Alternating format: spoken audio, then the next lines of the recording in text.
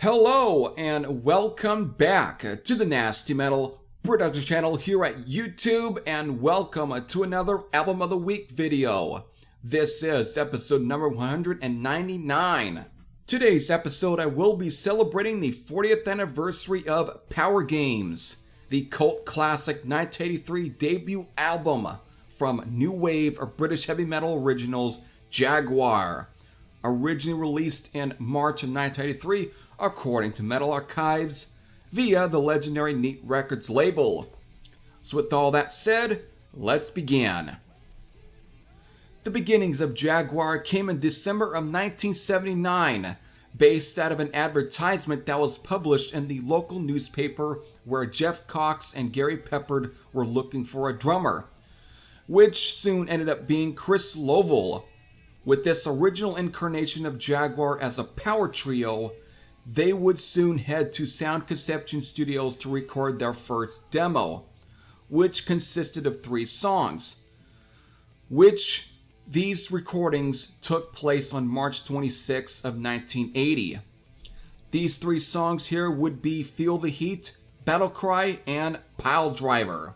Then in April of 1980, they would again get another advertisement published with them looking for a singer, cause initially Jeff Cox was handling the vocal duties. This would lead them to acquiring Rob Rice. Then in December 22nd of 1980, they would enter Studio 34 and record a 4-song demo, which these 4 songs ended up being the classic Stormchild track, which also eventually ended up being on the first Heavy Metal Heroes compilation released in 1981, Ain't No Fantasy, which would later be re-recorded for the Power Games album, War Machine, which would also later be re-recorded, but as a B-side to the band's classic Axe Crazy 7-inch single, and then a re-recording of Battle Cry. Only 3 of these songs would end up being released on a 6-track demo cassette that would feature these 3 songs with Rob Rice, and then the other 3 songs that was recorded with bass player Jeff Cox singing, with the Jeff Cox version of Battle Cry being left off. These, of course, would all end up on a compilation album later on, I think through High Roller Records and everything. So, just have to bring that up. Jaguar would first send their demo to a Battle of the Bands competition, and eventually a letter came through saying, "Congratulations, you've made it through the Bristol Heats." Then the demo was soon sold to the public through an Ad and Sounds magazine, starting in February of 1981. The band sold about 540 copies through this. Then starting on May 2nd of 1981, they would play their first performance at the contest. They would actually make it to the finals. Jaguar got a good reaction from the judges and they came fourth. This result and their demo earned Jaguar the chance to contribute with the song Stormchild, like I stated again, through the Heavy Metal Records Heavy Metal Heroes compilation album. So, on the other hand, the Sounds ad would eventually put Jaguar in contact with a Dutch fan and also a promoter named Fritz. We're just going to leave it there because I'm not going to pronounce his last name, who would arrange multiple gigs for the band in the Netherlands. The local metal magazine Aardschok often featured Jaguar in its pages. Soon, the magazine's owner, named Metal Mike, later became the band's promoter in the Netherlands. Then the Heavy Metal Records label would then release the Backstreet Woman 7-inch single in the second week of November of 1981, which sold within 2 months of its initial pressings, being of 4,000 copies worth. By the beginning of 1982, after an appearance at a Dutch rock festival with Raven, which I wanted to see if it was the Aardschok festival, but I could not really find any information, nor any sort of, let's just put it, any ads or any promo ads or anything, listing the name of bands for whatever festival in 1982, so I'm quite uncertain what festival it was, but maybe some of you might be more helpful with that. Anyways, because of this, Jaguar were noticed by Raven's manager and also owner of the legendary Neat Records label, Dave Wood, who proposed to release the band's next single through his label.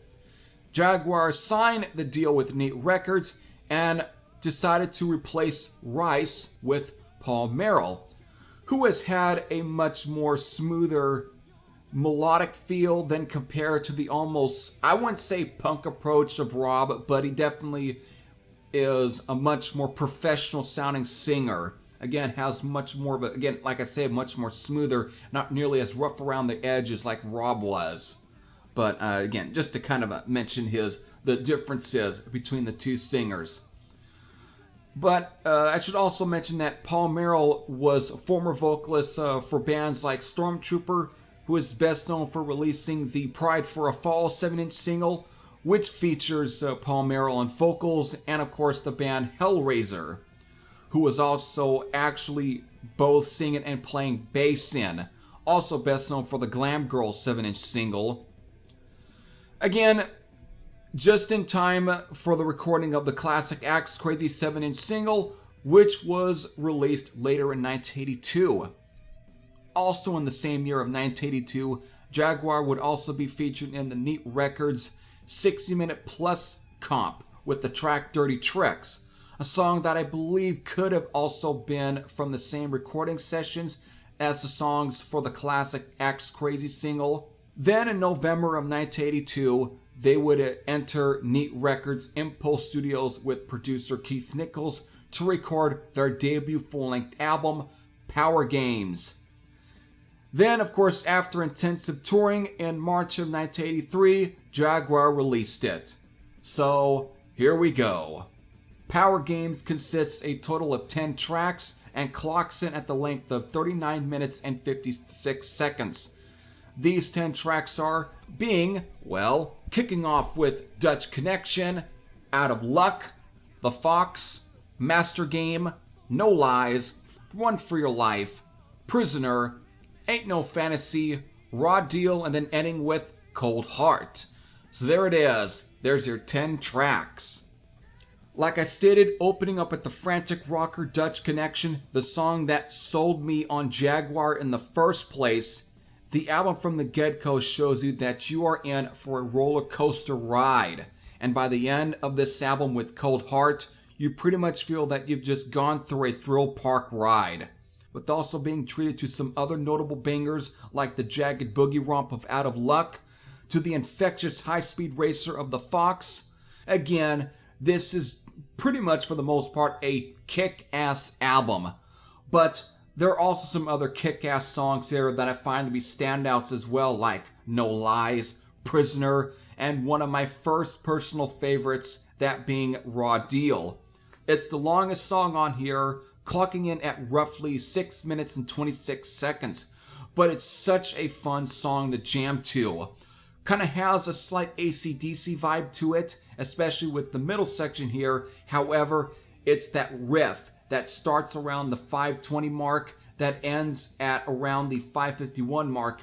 That is just pure bliss. The re-recording of Ain't No Fantasy is admirable, but I think doesn't really have the spark that the original demo version contains. However, the one track that I'm not too crazy about is Run for Your Life. It's a fine enough rocker, has a slight Iron Maiden vibe to it, but it's sort of forgettable to me. However, the only thing that really bogs this album down is the rather thin as a dime production. A bit too high on the treble here, and the drums sound too anemic for the most part. Again, it's probably the weakest of the Impulse Studio recordings here, even from producer Keith Nichols, who always has this style to him whenever, if you've ever listened to plenty of the albums that he's produced for the Neat Records label, whether it be the stuff with Raven, Venom, Avenger being just notable names here, and Satan. But it just sounds very sterilized here. But again, you know what? Even with that said, this is still a very fun and enjoyable album. And the last of its era, because pretty much by 1983, the whole classic or that prime new wave of British heavy metal sound was beginning to dwindle and to being overtaken by other notable albums that were being released in the same year of 1983, being like Pyromania from Def Leppard, and of course, Peace of Mind from Iron Maiden. And of course, Metallica and Exciter, Slayer, and so on were beginning to release their first couple of albums. And this style of new wave of British heavy metal just started to become out of date by this period. And so that's why many people, and especially many new wave or British heavy metal enthusiasts, cite 1983 as their cutoff year, because this is the year where you can tell that it's beginning to die off. And I think this is one of the albums that I feel is the last of its era, because again, it has that classic new wave or British heavy metal sound, but you can tell that things are becoming very quite apparent that it's not going to last very much longer here. And so it's kind of the last hurrah of that whole era. And whereas I might consider now like Bloodsport from Avenger as kind of the leftover album of that classic new wave or British heavy metal era, but I'll save that for another time. So, and of course another discussion. So after this, Jaguar would be picked up by Roadrunner Records, and you know what? I'll just leave it there and move on to the ending. Power Games is now 40 years old, so if you're one of those who has spent years listening to this classic, and so if you have any thoughts, whether they be positive or negative, you can leave your thoughts in the comment section below. But if you've never listened to Jaguar or Power Games at all, well, in general, then what in the hell are you doing here? Go and listen to it. It's still a fine example of a good new wave or British heavy metal LP. Maybe not the greatest example of or what the whole new wave or British heavy metal movement sounded like. Again, that being the excellent X Crazy 7-inch single, to me, if you want to get a really good taste of Jaguar and what they really were like during this classic new wave for British heavy metal era. But it's a good album nonetheless. So with that, this is Heavy Thrasher saying I'm out, and I'll see you all later. Take care, everyone, and enjoy some Power Games.